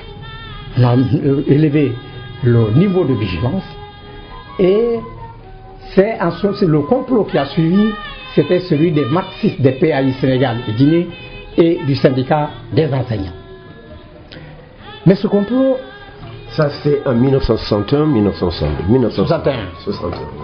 Alors, comment nous avons été informés de ce complot? À l'époque, moi j'étais le représentant permanent de la Guinée à la conférence des peuples africains à Accra. Abdoulaye Ghana était le secrétaire général. J'ai été désigné. J'ai été désigné pour représenter la conférence des peuples aux festivités du 1er mai à Pékin. Donc pour le mois de mai. C'est en avril que je suis parti. À l'aéroport de Moscou-Vnukovo, j'ai croisé un ami. C'était Amadi Dieng, qui est membre, comme moi, il était membre fondateur et membre du bureau politique du PL. Il était accompagné de Serajou Diallo, que je connaissais. Serajou Diallo. Le même, hein? Le même. Je t'informe que le Serajou Diallo en question, depuis son arrivée à Dakar à l'Institut des hautes études, il était lui également militant du PAI. Et il l'est resté jusqu'à son retour en Guinée. Il était militant du PAI. Serajou Diallo, hein? Serajou Diallo. Mais on dit aussi qu'il a été responsable de la JRDA à Dakar, non? Non. Donc vous rencontrez à l'aéroport de Moscou-Vnukovo Amadou Dieng et Serajou Diallo. Donc quand on s'est vu, Amadou Dieng il bondit sur moi, on s'embrasse, on est des camarades de parti. Donc, mais immédiatement après les embrassades, le voilà qui passe à l'offensive. Il attaque le régime de Kédiché, mais avec une violence rare et qui ne s'expliquait pas. On venait de s'embrasser, on est content, et voilà qui passe à l'offensive. Malheur lui en a pris, parce que lui se fondait toujours sur des informations qu'il recevait de tiers. Moi qui étais avant ça à la permanence du parti, et c'est entre mes mains que passaient tous les dossiers, j'étais mieux informé que lui. Ce n'est pas parce qu'il était plus intelligent ou plus chose, mais j'étais mieux informé. Donc tout ce qu'il portait comme accusation, je le démontais facilement. En fin de compte, il était excédé. Il me dit, tu es en train de défendre avec véhémence un régime que le souffle populaire viendra balayer bientôt. Juste à ce moment, les haut-parleurs invitent les passagers en transit pour Irkoutsk et Pékin de se présenter à l'embarquement. Nous nous séparons. Dans l'avion entre Moscou, Irkoutsk et Pékin, j'ai passé mon temps à réfléchir. Je ne comprenais pas la hargne de Amadi Dieng. Je trouvais ça anormal. Finalement, quand je suis revenu à Accra, après donc les festivités du 1er mai à Pékin, je parle, entre autres, de cette rencontre au camarade Abdoulaye Ghana, qui me suggère de faire une annexe à mon rapport à l'intention du secrétaire général du PDG. Ce que j'ai fait. Dans ce rapport annexe, j'ai dit au secrétaire général qu'étant donné que Amadi Dieng n'est pas guinéen, qu'il n'avait jamais mis les pieds en République de Guinée, que par ailleurs, étant hautement responsable, il est membre fondateur et membre du bureau politique du PAI comme moi-même. Il est président de la FEANS, un syndicat étudiant. C'était lui le président de la FEANS à l'époque. Il était à l'époque le président de la FEANS. J'ai dit, il ne peut pas dire... FEANS, Fédération des étudiants d'Afrique noire en France. Donc, il ne peut pas affirmé avec autant de certitude, autant de conviction, que bientôt le souffle populaire viendra balayer le régime populaire et démocratique qui est en Guinée, s'il ne se fondait pas sur quelques informations, des données qui ont emporté sa conviction. J'ai dit pour ce motif, et parce qu'il évolue dans un milieu étudiant, il est responsable d'un syndicat étudiant. J'ai dit, je suggère au secrétaire général du parti d'exercer la plus extrême vigilance dans les milieux scolaires et des étudiants de Guinée. Le président a mis mon rapport sur le sommet de son bureau. Nous étions au mois de mai. Et donc vers mai, juin, juillet, août, septembre, octobre, c'est en novembre que le bureau du syndicat des enseignants se précipite à son bureau là-bas avec un mémorandum qui était c'était même injurieux pour le parti. Le président qui a de la suite dans les idées, et surtout parce qu'il était informé par ailleurs que le même mémorandum avait déjà fait le tour de la sous-région. Beaucoup de chefs d'État de la sous-région avaient déjà reçu ce document. Le gouvernement guinéen, qui était destinataire de la chose, reçoit en dernier lieu. Le président a dit attention. Il a donc demandé qu'une enquête préliminaire soit ouverte. C'est à ce moment qu'il avait demandé de constituer une commission nationale d'enquête. Ce n'était donc plus Faux Débat seul qui gérait les enquêtes, comme par le passé.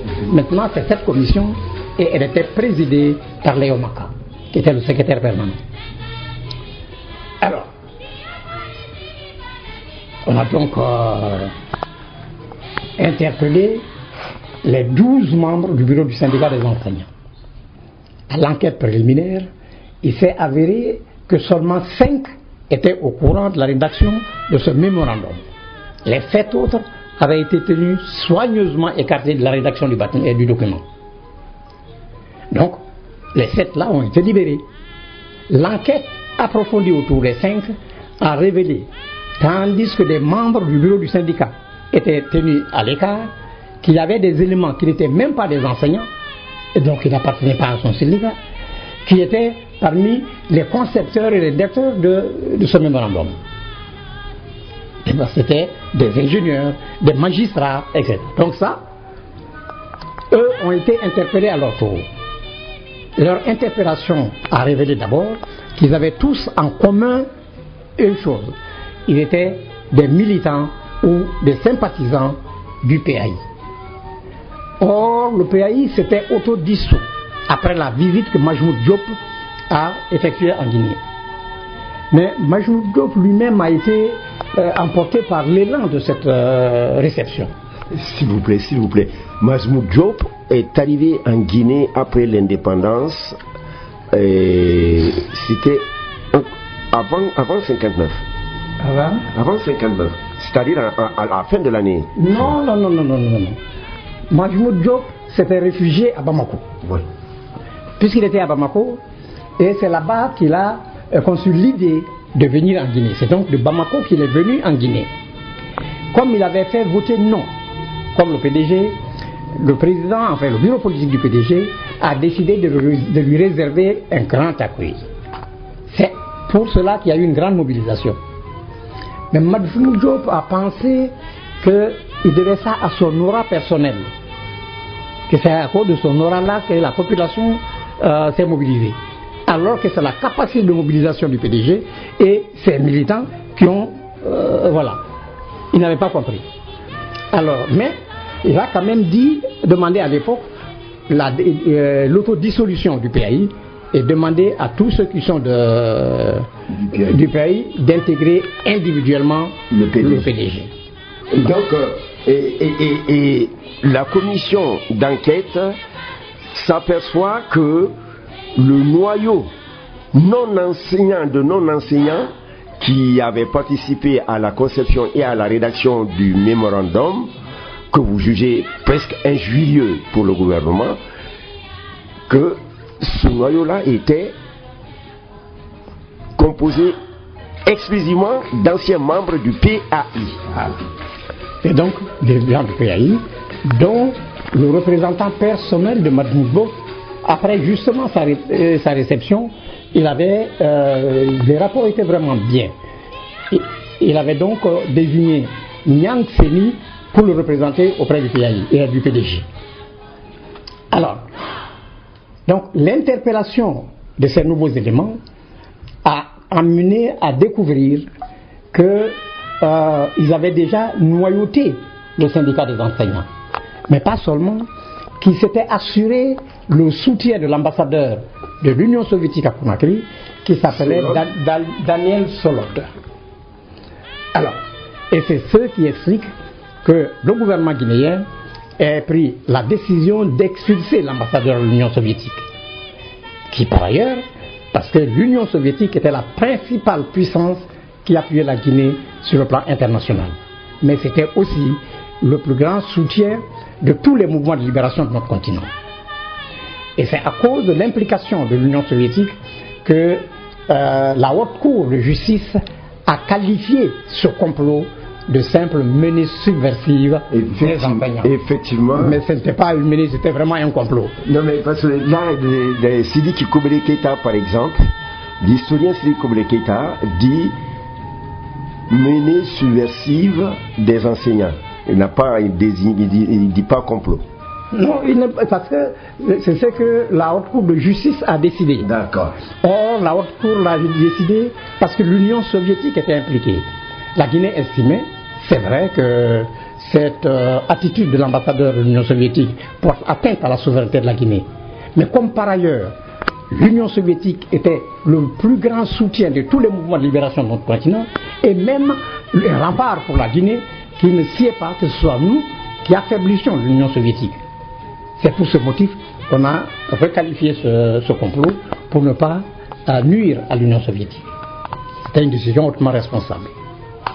Alors, d'ailleurs, l'Union soviétique a dépêché à Guinée une mission de très haut niveau pour venir présenter des excuses, prendre des engagements comme quoi cela ne se répéterait plus.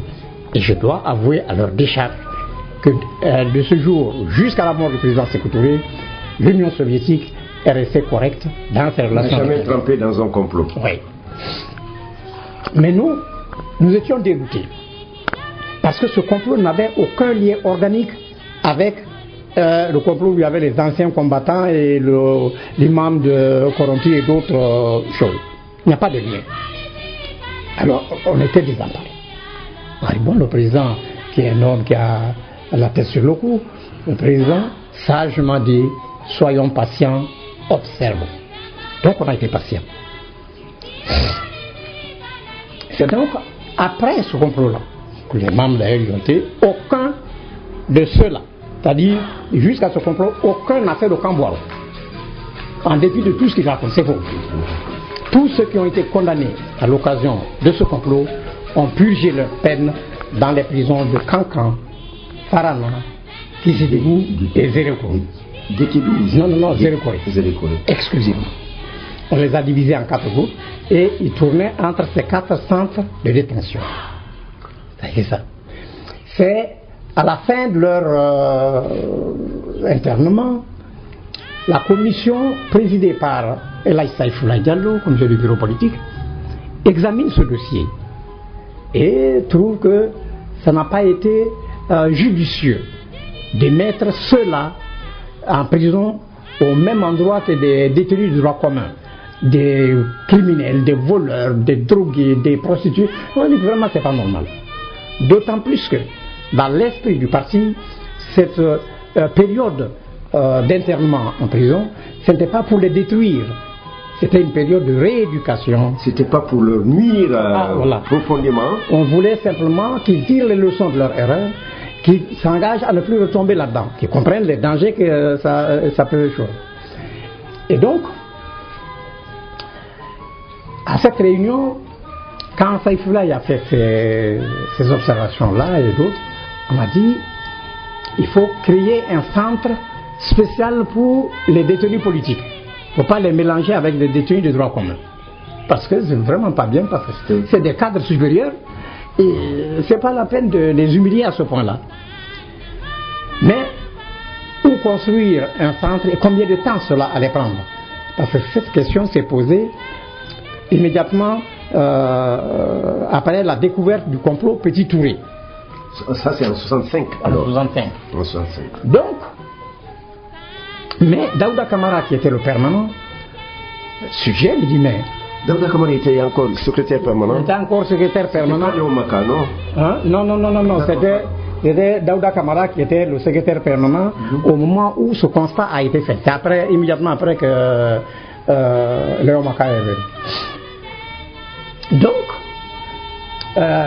Daouda propose le camp de la garde républicaine de Kamayenne. On a dit parce qu'on a dit qu'il faut dans ce centre-là, qui est un centre, un lieu de récréation, un centre où on peut faire du théâtre, des choses, des salles pour faire la peinture ou d'autres formes d'art, et des terrains pour les différents sports, etc. etc. Daouda a fait remarquer que toutes ces conditions étaient réunies au camp de la garde républicaine. Et en plus, que la surveillance devient facile, puisque les gardes qui ont vocation de veiller sur les détenus étaient là. C'est ainsi donc que le camp de la garde républicaine est devenu un centre de détention. Donc à partir du complot Petit Touré. Avant, il ne l'était pas. Avant le complot Petit Touré, le camp de la garde républicaine n'avait jamais abrité de détenus. D'accord. Voilà. Donc, au cours de ce complot des enseignants, parce que je n'avais pas terminé, il est apparu une chose qui a un peu fait réfléchir le bureau politique. Fodeba, qui au moment maintenant du complot des marxistes là, était devenu entre-temps ministre de l'Intérieur, ministre de la Défense, de l'Intérieur et de la Sécurité. Fodeba avait été informé de l'existence de ce complot très tôt. Et il connaît pour l'essentiel les principaux acteurs. Mais il avait son agenda propre. Fodeba s'est aperçu que parmi ceux qui étaient impliqués dans ce complot, qu'il y avait 3 ou 4 éléments qui sont tous des cousins directs du président Saïfoulaye Diallo. Or, dans leur logique à eux, lui, Ismaël et certainement d'autres qu'ils ont pu recruter, Saïfoulaye était l'obstacle principal entre eux et le pouvoir, parce qu'il était le plus intimement lié au président Sékou Touré. Et c'était vraiment l'ami du président Sékou Touré. Donc, il voulait l'éliminer.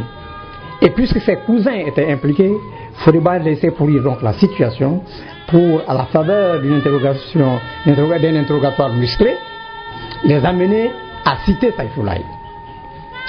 Mais c'est l'existence de cette commission nationale d'enquête présidée en ce moment par Léon Maka qui l'en a empêché. Parce que la commission fonctionnait sous la présidence exclusive de Léon Maka. Parce qu'en plus de Léon Maka, comme membre du bureau politique, il y avait Jean Faragdet Tunkara. Il y avait évidemment Fodeba et Tal Habib et d'autres, je ne me rappelle pas des détails. Toujours est-il que Léon Maka, qui avait reçu des instructions claires du président, a subdivisé la commission nationale d'enquête en 3 sous-commissions. L'une présidée par Jean Faraghet Tunkara, qui siégeait au camp Alpha Yaya Diallo. L'autre présidée par Fodeba Keïta, avec comme vice-président Tal Habib, siégeait au camp Samory. Et la 3e commission, présidée par lui-même, siégeant au camp de la garde républicaine. Et c'est Léon Maka qui distribuait les prévenus entre les commissions. Mais pas la commission s'est réunie, on choisit, non, c'est lui qui dresse des listes, commission telle, voilà, etc., etc. Ça a beaucoup gêné Fodeba. Donc l'objectif consistait à avoir sous sa main les Assimi, les Baldé Moutaga, etc., qui sont des cousins de Saïfoulaye, pour les amener à citer celui-ci et le compromettre. Donc il n'a pas eu cette possibilité. Et il n'était donc pas content. Et d'ailleurs, il siégeait très peu dans sa commission. Il faisait le tour de toutes les autres commissions comme s'il était un superviseur de quelque chose. En réalité, il cherchait simplement à tomber sur le bon moment pour pouvoir remplacer un mot afin de compromettre Saïfoulaye. Mais il n'a pas réussi. Parce que le président après l'épreuve contre les gens de Coronti et les inspecteurs du travail, avait donné des instructions trop claires à Léon Maka pour que Fodeba puisse avoir entièrement la main libre sur les choses. Alors, donc, l'objectif que Fodeba visait n'a pas pu être atteint, bien que Ismaël était derrière et poussait quand même. Ismaël et Fodeba étaient des amis. Des amis. C'est-à-dire qu'eux aussi avaient fait un groupe, à l'instar du groupe qui était animé par le président. Parce que dans le groupe, le président, Saïfoulaye, Ebeyavogi et l'ensemble. Et on créé un groupe et il y avait Fodeba, il y avait Ismaël Touré, Gaïdi Gueye et occasionnellement Diop Alassane et Diop Tidiane, en fait des gens de Fria et autres. Des choses. Alors, mais quand donc les différentes commissions travaillaient sous la supervision de Léon Maka. Mais Fodeba faisait le tour de toutes les sous-commissions. Mais il n'est pas parvenu à cette fin. Alors, évidemment, il n'était pas content. Il commençait à se douter, il pensait certainement que quelque part, on ne lui fait plus entièrement confiance. Parce qu'il était quand même intelligent. Il s'est passé qu'avant ça, il y a eu un séminaire à Foulaya. Le séminaire de Foulaya, qui était en fait une commission d'investiture en prévision du 6e congrès. On a voulu que cette commission dresse une liste de cadres susceptibles d'être candidats pour être membres du bureau politique. Ce séminaire a eu lieu à Foulaya. En 62, 61, 62, 61. Oui. Non, c'est avant 52. C'est avant 62. Avant 62. C'est avant 62 parce que c'est avant le 6e congrès. Oui, s'il vous plaît. Oui. Ah, oui. S'il vous plaît. Ouais. Donc, le 6e congrès est précédé d'un séminaire à Foulaya. Fodeba, qui était le tout-puissant ministre de la Défense, de l'Intérieur et de la Sécurité, qui avait autorité sur les gouverneurs, avait déjà préparé le terrain pour être accepté comme candidat. Donc à Foulaya, pour dresser cette liste, les fédérations intervenaient par ordre alphabétique. Et c'est toujours Beila qui intervenait. La première. Et le gouverneur de Beila de l'époque, c'était Émile Condé. C'est donc Émile Condé qui, le premier, a proposé Fodeba Keïta pour être sur la liste des candidats à l'élection des membres du bureau politique. Alors d'autres l'ont suivi. Donc, après la proposition de Émile, avec le support de beaucoup de gouverneurs de région, Ismaël, qui était le président de la commission d'investiture, prend la parole au nom du bureau politique. Il fait observer au séminaire, au terme des statuts et du règlement intérieur du parti, ne pouvait être candidat à l'élection comme membre du bureau politique que les membres statutaires du Congrès. Fodeba n'était pas membre statutaire du Congrès. Et par conséquent, et pour ce motif, sa candidature ne pouvait pas être retenue. C'est Ismaël donc qui récuse la candidature de son ami. Ça n'a pas plu à Fodeba. Fodeba a donc estimé qu'au fond, en réalité, Ismaël se fait passer pour son ami, mais ce n'est pas tout à fait évident. Parce qu'il ne veut pas qu'ils soient des alter égaux. Vous savez, l'insuffisance idéologique de tous ces gens-là explique certaines choses. Sinon, quand tu veux faire un coup d'État, tu renverses un régime. Tu n'as plus à t'embarrasser des structures et des instruments de ce régime. Parce que tu casses tout, tu mets ce qui te convient. Mais eux veulent renverser le régime, mais prendre tout l'appareil tel qu'il est et l'utiliser à leur fin. Or, à l'époque, c'était la prééminence du parti. Ismaël, membre du bureau politique, était préférant à tous les autres membres du gouvernement qui n'étaient pas du bureau politique. Mais lorsque le président était absent de la Guinée, c'est Fodeba qui était président par intérim. Il est arrivé, Fodeba, c'était le ministre de la Défense.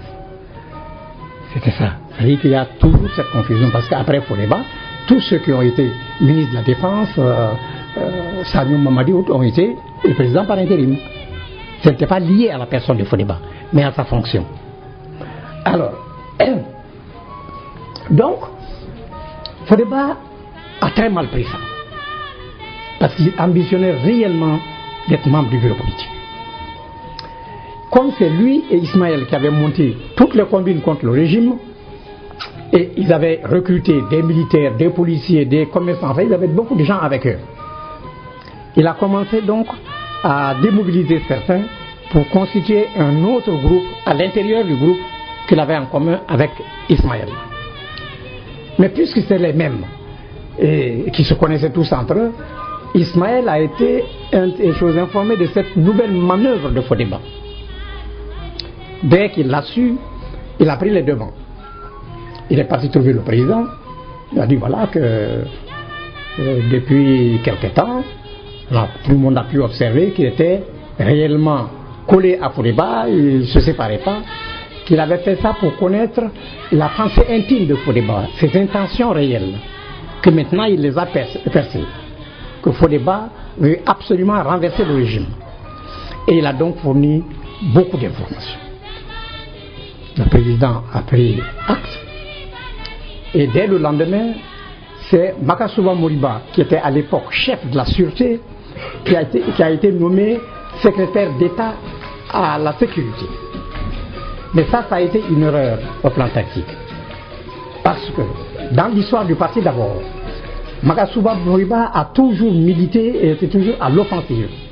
Il avait même été député maire de la deuxième grande commune du pays, Kankan, sous le drapeau du PDG. Tandis que Fodeba n'a fait qu'animer les ballets africains qui opéraient en Europe. En fait, sur le terrain en Guinée, il n'avait joué aucun rôle. Or, c'est Fodeba qui était le ministre de la Défense, de l'Intérieur et de la Sécurité. Makasuba, qui a mené toutes les luttes du parti, était secrétaire d'État placé sous les ordres de Fodeba. C'était une erreur. Mais ce n'est pas la seule erreur. C'est qu'à l'échelle de Sigiri, Makasuba était un noble, là où Fodeba était son griot.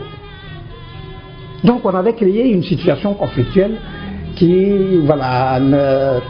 ne pouvait pas conduire Makasuba à être ce militant désintéressé, offensif qu'il était. C'est ce qui a expliqué son glissement du côté de la contre-révolution. Mais là, c'est également une faiblesse idéologique. Enfin, donc, quand le président qui a compris ce danger cherchait comment corriger cette erreur, c'est en ce moment que le complot Petit Touré, là dont je vous parlais, a éclaté.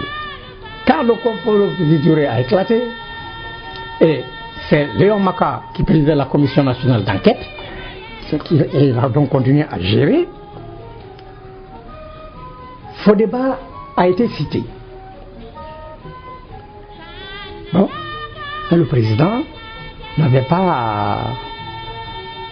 pas donné suite à cette information. Mais Fodeba était tenu à l'œil, mais il ne le savait pas. Fodeba a été désigné pour représenter le gouvernement guinéen une mission au Sénégal, à Dakar. Avant d'aller, il réunit ses complices militaires pour leur dire que si, à son absence, on touchait à ses prérogatives ou qu'on porte atteinte à ces choses, de passer immédiatement à l'action. Le message était reçu par les militaires. Il réunit les éléments du complot qui avaient été interpellés. Parce que là, ça a été un coup de filet qui a pris de coup tout le monde. Pratiquement tous ceux qui étaient dans le complot Petit Touré ont été arrêtés en même temps. Pourquoi ils ont été arrêtés tous si facilement? C'est parce que Petit Touré était un pion de Félix Houphouët-Boigny. Houphouët, comme la France, avait fait un mauvais calcul.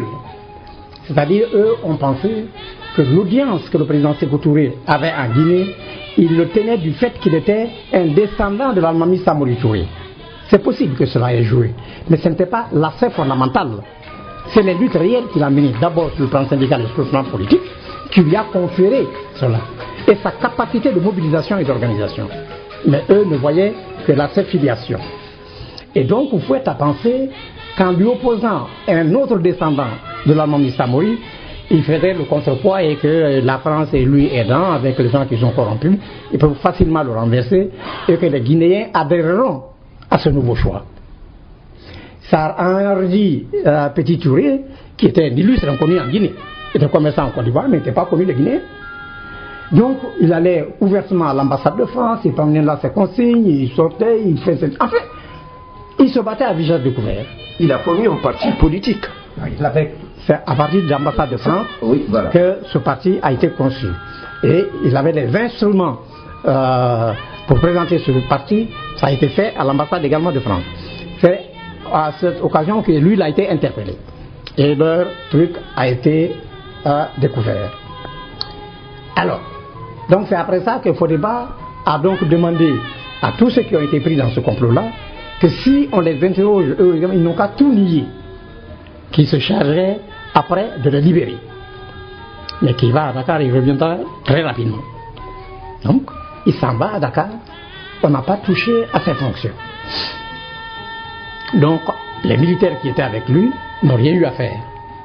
Il revient.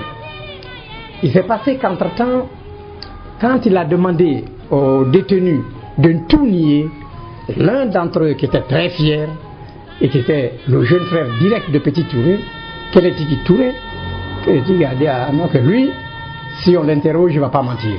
Il dira la vérité. Fodeba a tout fait pour le dissuader, il ne le dit jamais. Que jamais il va se rabaisser à mentir. Il dira la vérité. Fodeba a vu qu'il ne pouvait pas le ramener en arrière. Donc, il prend la décision de le faire éliminer. Et il donne à ses complices, qui étaient là-bas, les moyens pour éliminer Kélétiki. Mais il se passe que parmi ceux qui étaient arrêtés, il y avait un bon chrétien. C'était Jean Faragbe Tronkora, qui était dans le complot. Jean Faragbe n'a pas du tout apprécié le fait que Fodeba, par soif de pouvoir, ait éliminé un de ses complices, c'est-à-dire Kélétiki Touré. Il se fâche, il appelle Siaka. Il dit de lui amener beaucoup de papiers et plusieurs bics. Ce que Siaka a fait. Il lui a amené pratiquement une demi-rame de papier. Une demi-rame de papier et 5 bics. Ils ont aménagé une table sur les manguiers. Il s'est assis là et il a rédigé pratiquement un livre. Il fait comme ça. Hein. Le soir, il remet à Siaka quand il a fini. Dans la nuit même, Siaka dépose ça au président, qui lit. C'est donc dans ça que le président aussi a su que c'est Fodeba qui a ordonné et donné les moyens pour éliminer physiquement Kélétiki Touré. C'est le frère de Petit Touré.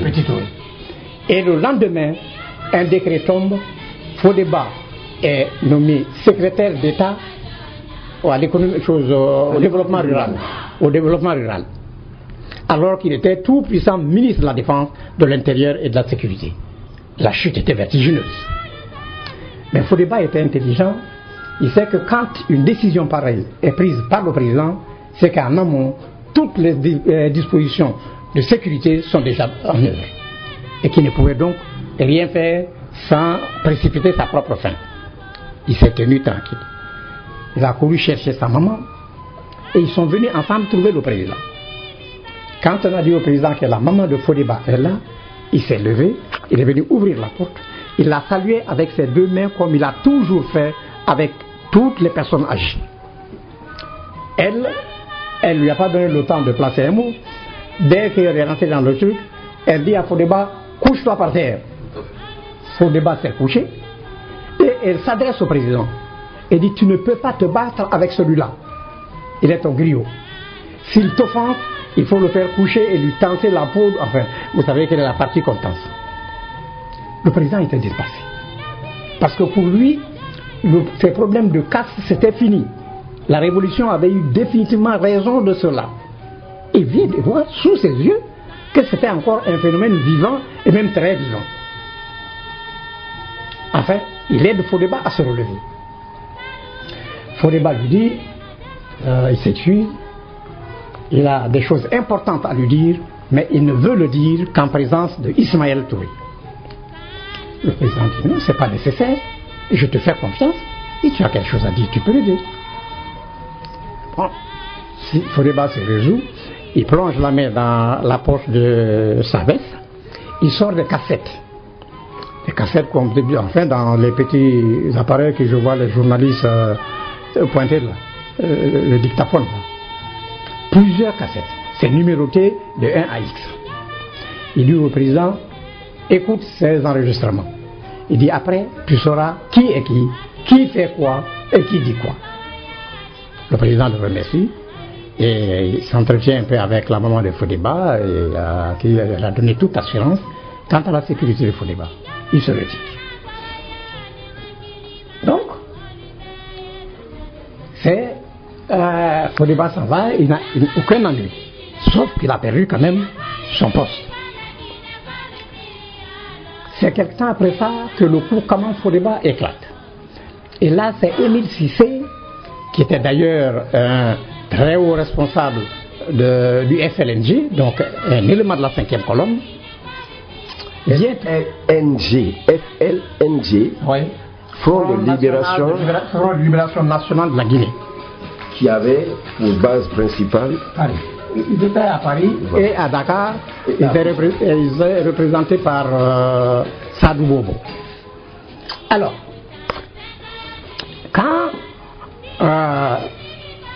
les Français, à l'époque, avec les Allemands et les Portugais, ils travaillaient sur le projet d'agression.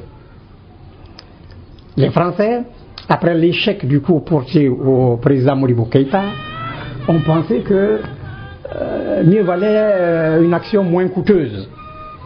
Et c'était exactement ce que cherchait Félix Houphouët-Boigny. Houphouët propose à la France Barry Diawadou pour succéder au président Sékou Touré. Et donc, il demande à Kaman d'organiser tous ces trucs et Houphouët désigne Ba Mamadou, qui était un fonctionnaire de la Banque mondiale, le Guinéen d'origine, et la mère de Ba Mamadou était la présidente des femmes du PDG de Dinguiraï.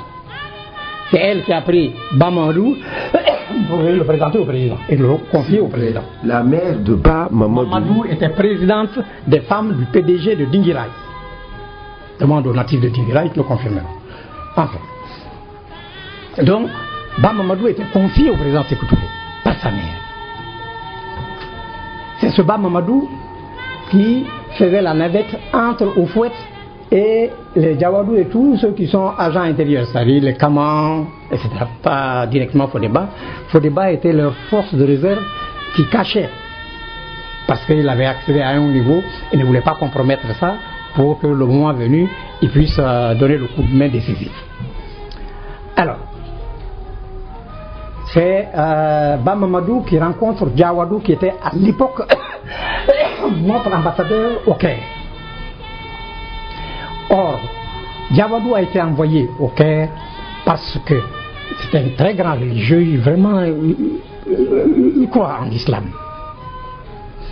Et tout seul, c'est possible qu'il ne serait pas rentré dans un complot de cette envergure. Mais la force de persuasion de Ba Mamadou et la garantie donnée par Houphouët avec l'appui de la France l'ont amené à y adhérer. C'est ainsi que le président qu'il avait envoyé au Caire l'avait envoyé à cause de sa religiosité pour approfondir ses connaissances en l'islam à partir de l'université Al-Azhar du Caire, mais aussi d'améliorer ses connaissances en arabe. Parce que le président voulait qu'à l'imprimerie Patrice Lumumba qu'on devait confier à Diawadou, il y ait une chaîne d'impression en arabe.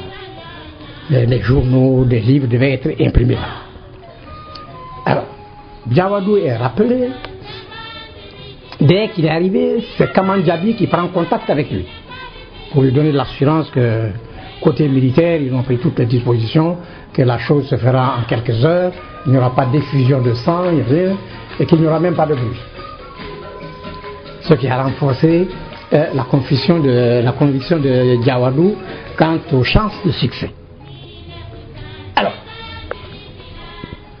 et Kama le met en contact avec Fodeba, qu'il rencontrait seulement la nuit et toujours à des heures tardives. Une seule fois, il a croisé des gens qu'il n'aurait sûrement pas souhaité croiser. C'est Alassane Diop, qui était aussi du camp de Fodeba, Ismaël, qui était venu rendre visite à Fodeba comme il a l'habitude de le faire. Il vient, Fodeba était dans sa chambre. Donc il s'assied dans le salon, il est chez lui, il a l'habitude de venir. Longtemps après, Fodeba sort et avec Bari Diawadou. Diawadou salue Diop, il sort, il s'en va. Fodeba ne donne aucune explication à Diop Alassane, qui a commencé à douter en ce moment. Il dit attention, nous sommes avec cet homme, on fait tout. Il reçoit quelqu'un comme Diawadou, il ne nous dit pas le pourquoi, il ne dit pas ce qu'il est dit. Voilà. Enfin bref.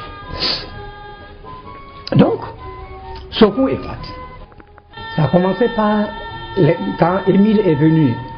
Donc, c'est les services secrets français qui demandent au FLNG de mettre en sourdine des démarches qu'ils étaient en train de faire pour l'agression. En disant l'agression, ça va faire beaucoup de bruit, ça mobilise beaucoup de nations et beaucoup de forces, ça c'est pas facile à cacher.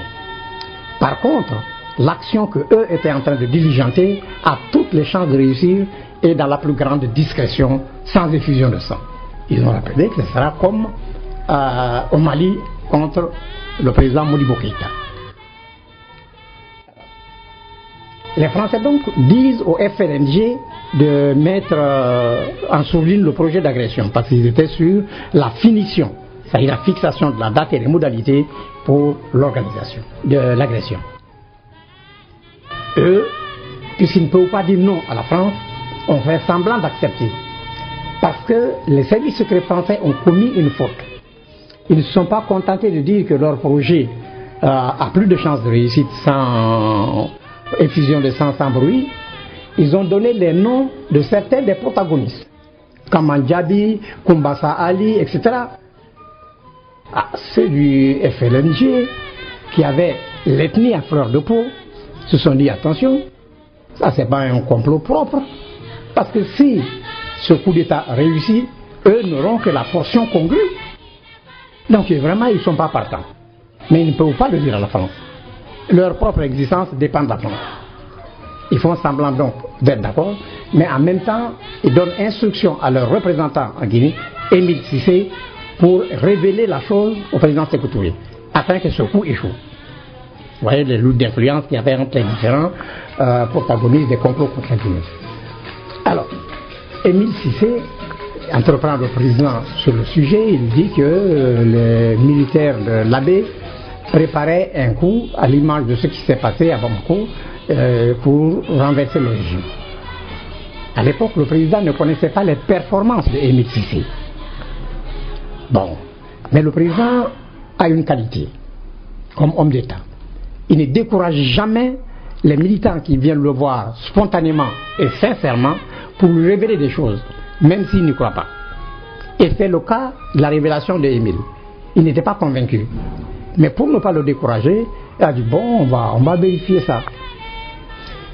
De fait, il a demandé au général Lansana Diané, qui était ministre de la Défense, de se rendre à l'Abbé et de mener une enquête autour de ça sans bruit.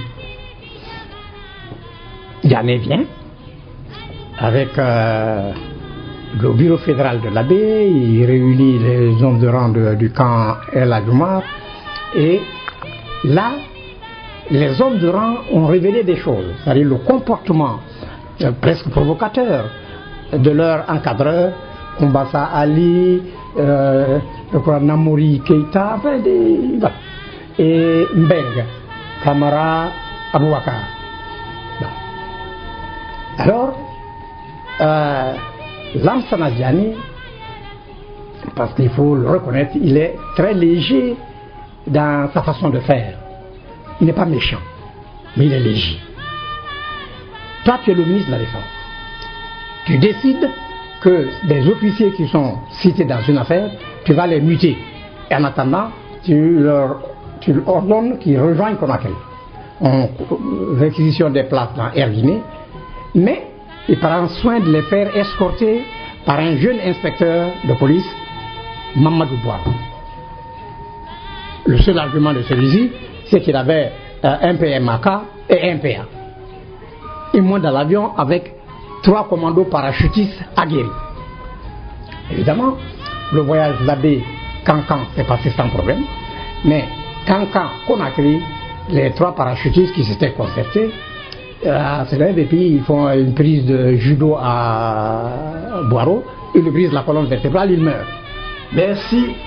Nous allons arrêter ce récit à ce stade. Nous vous remercions, Ataher Maïga. À dimanche prochain, si plaît à Dieu. Merci. Mesdames, Mesdemoiselles, Messieurs, nous vous remercions de nous avoir tenu compagnie. Nous serons encore plus contents la semaine prochaine si vous acceptez de nous suivre sur Évasion FM 90.7, témoin de l'histoire. Témoin de l'histoire. Aujourd'hui, Ataher Maïga. Ataher Maïga, Ataher Maïga. À la régie, à la technique, à la réalisation, Abou Diallo. Assistant à la régie, à la technique, à la réalisation, Mamadou Diallo. À dimanche prochain, s'il plaît à Dieu.